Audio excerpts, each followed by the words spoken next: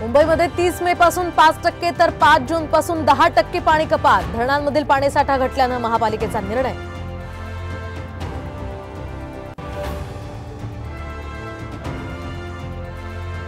Pune drunk and drive प्रकरणी आरोपीच्या आजोबांना अटक, तर चालकाला धमकावल्याचा आणि डांबून ठेवल्याचा आरोप। विशाल अग्रवालच्याही पुन्हा अटकेची शक्यता।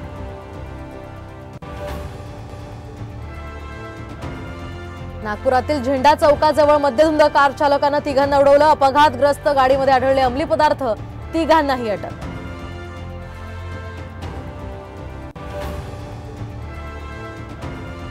शिक्षक आणि पदवीधर निवडणुकीसाठी ठाकरे गटाकडून उमेदवार जाहीर, तर अनिल परब आणि जमो अभ्यंकर आता रिंगणात।